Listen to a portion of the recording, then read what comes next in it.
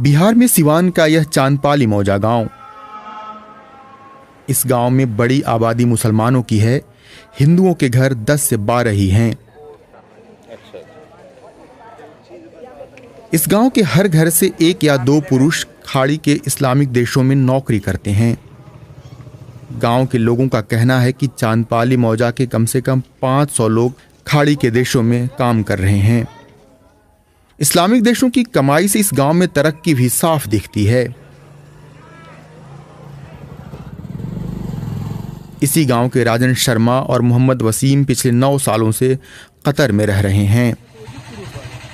चांदपाली गांव में भी राजन और वसीम के बीच बहुत दूरियां नहीं थीं, लेकिन कतर के दोहा में तो दोनों एक ही छत के नीचे रहने लगे। दोहा में राजन और वसीम के साथ कमरे में 3 और लोग रहते हैं, लेकिन राजन इकलौते हिंदू हैं। राजन के लिए चारों मुस्लिम दोस्तों ने रूम में ही छोटा मंदिर बनवा दिया है। इसी कमरे में राजन पूजा करते हैं और बाकी के मुस्लिम दोस्त नमाज भी अदा करते हैं। हाँ, हमने छोटा सा मंदिर बनाया था और हम इधर करते थे। बाद में मैं थोड़ा अथी हुआ तो एक समूला नाम के थे, कहे कि उससे क्या लेना देना है, तुम अपना इधर करो, हम इधर पढ़ेंगे। नमाज पढ़ हम साथ में पूरा अफ्तार भी करते थे, यही रमज़ान के महीने में। राजन कुछ महीने पहले अपने भाई की शादी में शामिल होने के लिए कतर से अपने गांव लौटे हैं और गांव के माहौल को लेकर वह निराश हैं। अयोध्या वाला उद्घाटन था जिस दिन, पूरा जुलूस निकला था, तो 3 बार ये लोग उधर आया। अब आधे रास्ते से फिर रिटर्न जाता था, अब फिर रिटर्न आता था। तो ये चीज़ देख के मेरे को भी तकलीफ़ लगा। मैं देखा, मैं हट गया। मैं घर पे आया, मैं अपने माँ से मैं साझा कर रहा था कि लोग बोलता है कि हम श्री राम के भक्त हैं, तो हमारे श्री राम तो ऐसे नहीं थे। हमारे श्री राम तो एक राजा थे, राजा की तरह रहते थे, सबके प्रजा का ध्यान रखते थे। श्री राम जी तो नहीं बांटे थे। श्री राम तो एक बहुत अच्छे थे, मगर यहाँ पर तो श्री राम जी के नाम पर आदमी को ठगा जा रहा है। तकलीफ़ होता है आदमी देख के। पहले मगर आदमी को इतना नहीं, मगर अभी ये 10-12 साल से ये देखने को मिल रहा है हर जगह।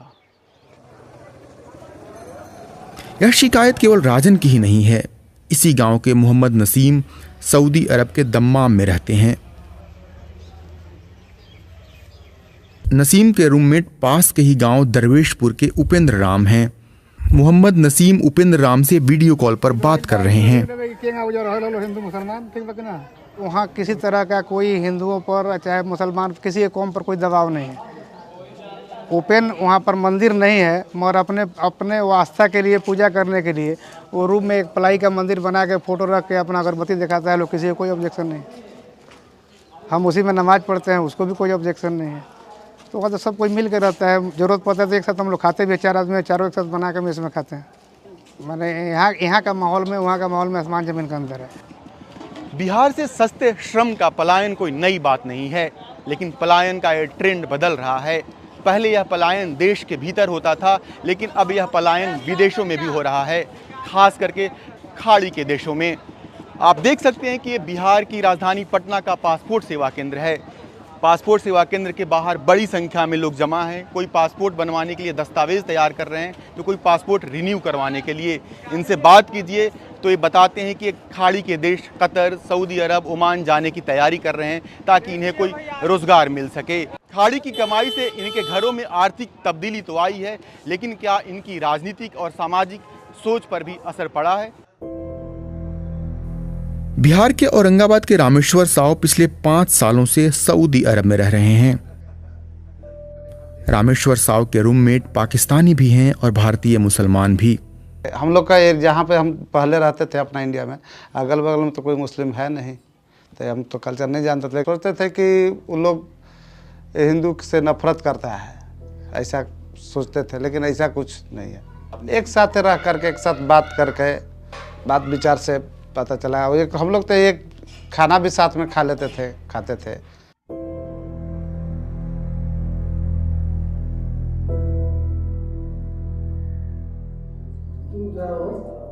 सऊदी अरब से कमाकर लौटे रवि कुमार सिवान में घर बनवा रहे हैं। उन्हें भी लगता है कि मुस्लिमों के बारे में वह सऊदी जाने से पहले जो सोचते थे, अब वह सोच पूरी तरह से बदल गई है।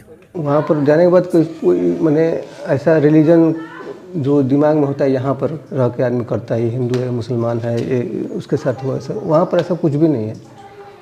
वहाँ पर जाने के बाद हमको बहुत ही अच्छा लग ही नहीं रहा था कि हम दूसरे कंट्री में हैं। और ऐसा होना चाहिए यहाँ पर भी, ऐसा नहीं है। बहुत जगह है मारकाट, किसी को गलत वजह से कोई हिंदू को मार रहा है, कोई मुसलमान को मार रहा है। मुसलमानों को लेकर रामेश्वर साव और रवि की सोच बदलना कितना अहम है।